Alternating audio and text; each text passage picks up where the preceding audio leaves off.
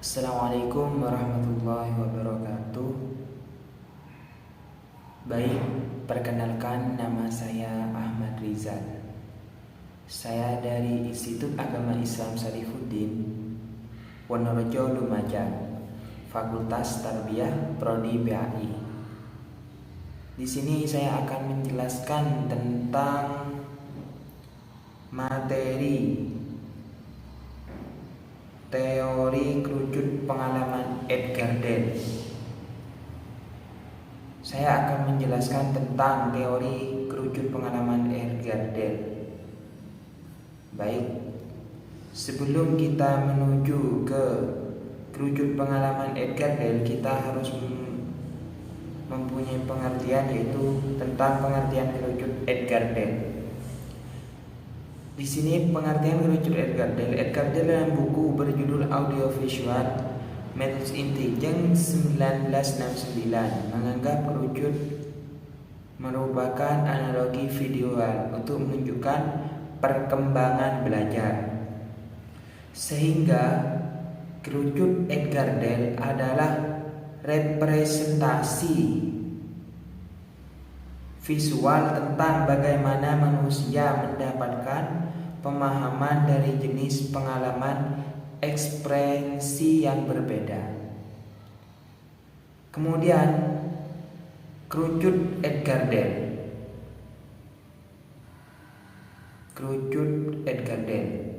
Di sini kerucut pengalaman Edgar Dale ada tentang baca mempunyai daya serap 10%, terus kemudian mendengarkan 20%, lihat gambar atau diagram, lihat video atau film, lihat demonstrasi 30%, terlibat dalam diskusi 50%, kemudian menyajikan atau presentasi 70%.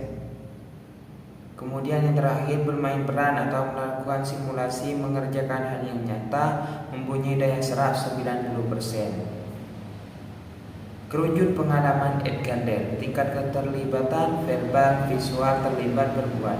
Kemudian yang diingat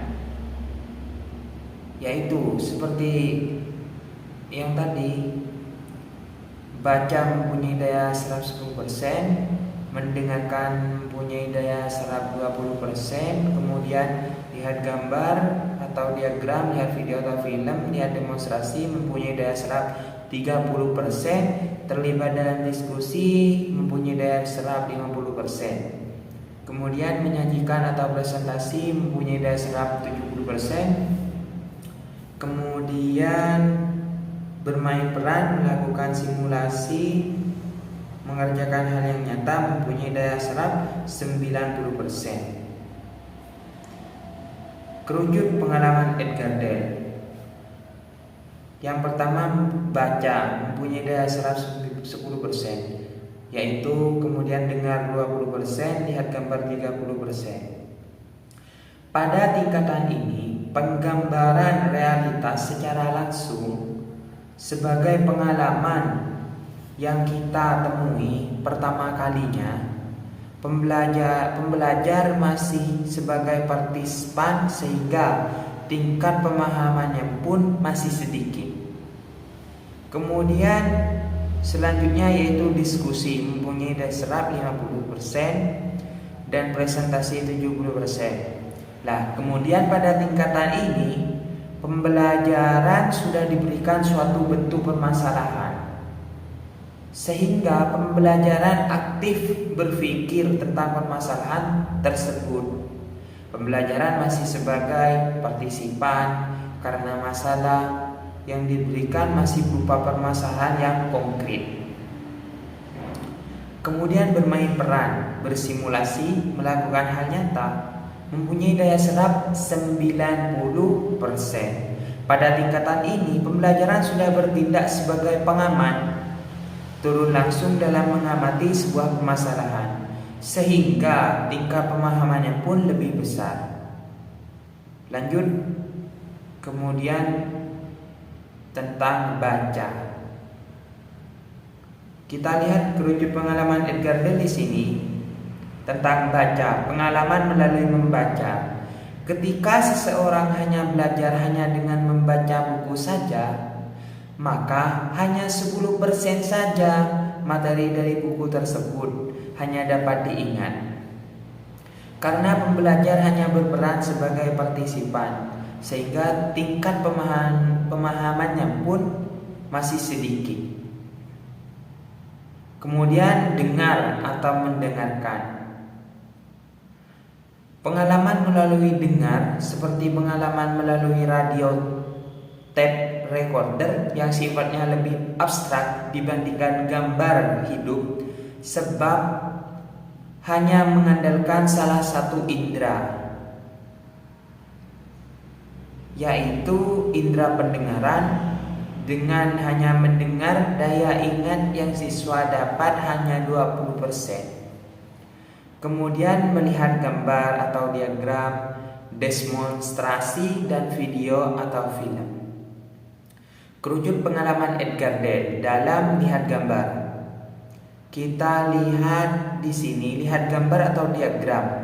Pengalaman melalui lambang visual seperti gambar, grafik, dan bagan sebagai alat komunikasi lambang visual dapat memberikan pengetahuan yang lebih luas kepada siswa.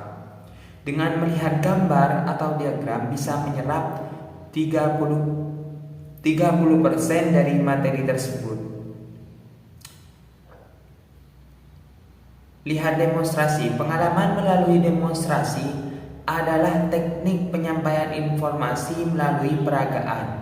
Kalau dalam drama, siswa terlibat secara langsung dalam masalah yang dipelajari, walaupun bukan dalam situasi nyata, maka pengalaman melalui demonstrasi siswa hanya melihat peragaan orang lain.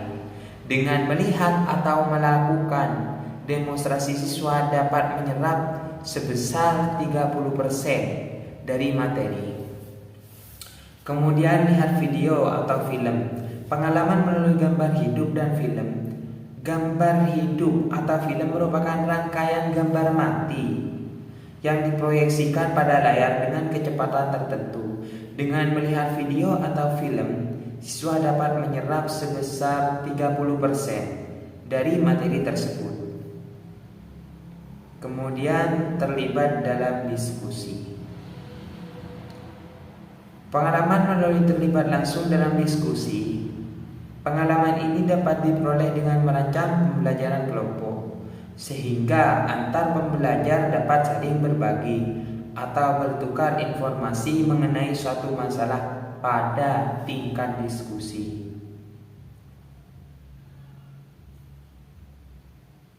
Kemudian bermain peran, melakukan simulasi dan mengerjakan hal yang nyata.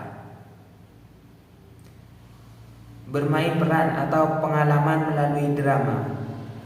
Di sini mempunyai daya ingat atau daya serap 90%. Pengalaman melalui drama yaitu pengalaman yang diperoleh dari kondisi dan situasi yang diciptakan melalui drama atau peragaan dengan menggunakan skenario yang sesuai dengan tujuan yang hendak dicapai dengan bermain peran. Atau pengalaman melalui drama, siswa dapat menyerap sebesar 90% dari materi. Melakukan simulasi atau pengalaman tiruan.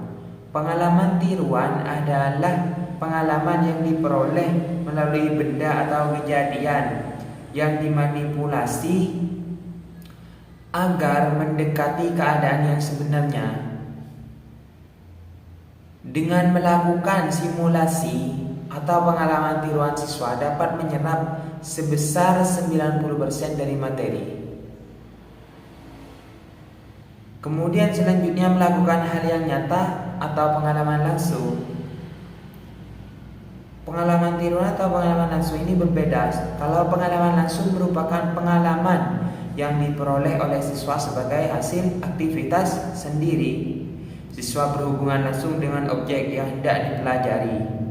tanpa menggunakan perantara. Dengan melakukan hal yang nyata atau pengalaman langsung pula siswa dapat menyerap 90% dari materi tersebut. Ya, ini mungkin cukup menurut saya. Semoga bisa menjadi barokah dan manfaat dan bermanfaat untuk kalian semua.